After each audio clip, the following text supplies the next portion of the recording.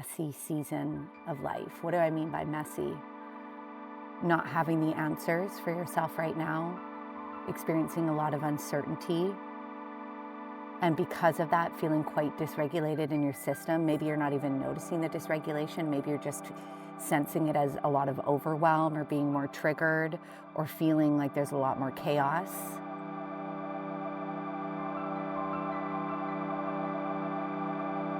Hello, my friends. I am calling from a beautiful spot in the forest. I found this really cool tree trunk that I'm sitting on right in the sunshine. And I felt this really important message that wanted to come through, being in a really messy season of life. What do I mean by messy? Not having the answers for yourself right now, experiencing a lot of uncertainty, and because of that, feeling quite dysregulated in your system. Maybe you're not even noticing the dysregulation. Maybe you're just sensing it as a lot of overwhelm or being more triggered or feeling like there's a lot more chaos. You know, these seasons of messiness, when we experience them, which you could also think of like the void, they're so important. One of the reasons that we go through these seasons of messiness, I believe, is preparing us to be able to hold more, to have greater capacity, because the truth is that we don't actually get to have certainty on this path. There are so many unknowns. There are so many pieces out of our control. And so part of what I believe these messy seasons are meant to prepare us for and initiate us through is having greater capacity to hold the uncertainty, to hold the unknowns, and in that build greater regulation through it in our bodies, in our systems, in our nervous systems, in our energy. So there's like this muscle that you're building in your nervous system. Another reason I believe we move through the messy seasons, or we find ourselves in them and we can't actually get out of them as quickly as we'd like, is because they are initiating us into greater trust of God, the universe, spirit, that we're held, that there is a greater plan here, that there is divine timing at place. And again, you know, with this piece of building that muscle.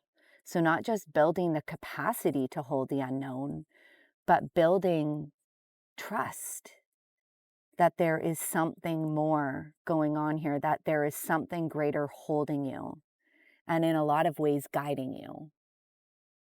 Because when we are in these messy seasons, your ego is going to get so loud, is going to get so uncomfortable, because there is a sense of not having control. And often your ego is going to show up and try to control everything, try to create control.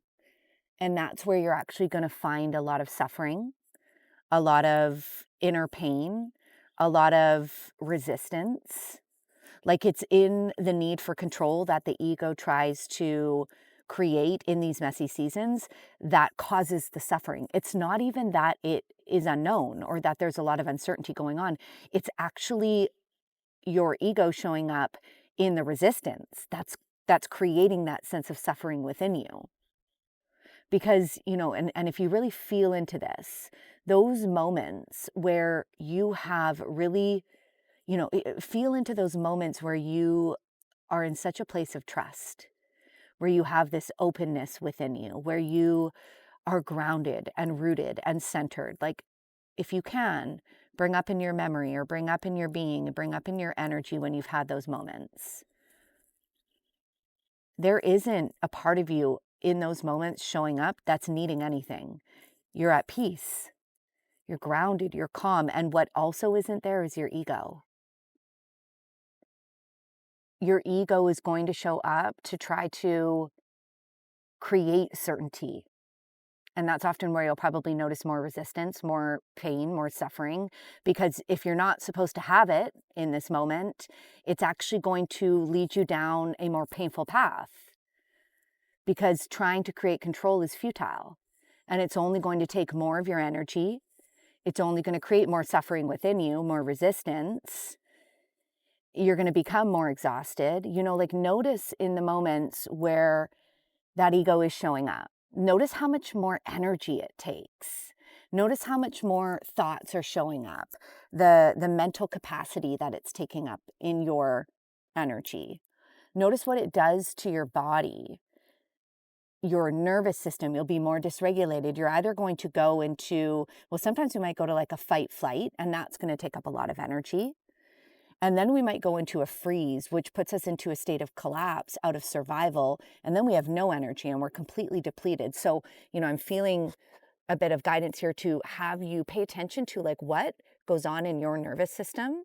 Start to practice awareness around like when you are in that fight, if you're in a messy place right now, when you are in that fight, and you start to notice your ego kick up and your mind starts to get busier, faster, more cyclical, like maybe you're like cycling on certain thoughts, fears, and notice the energy that shows up there and how fast and how overwhelming that can feel.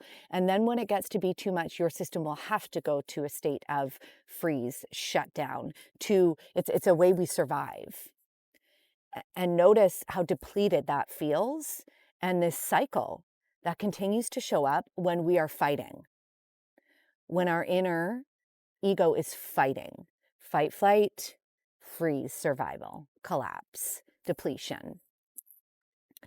And I would get curious with like, how many times do you go through that cycle a day when you're in this messy place? And here's the solution.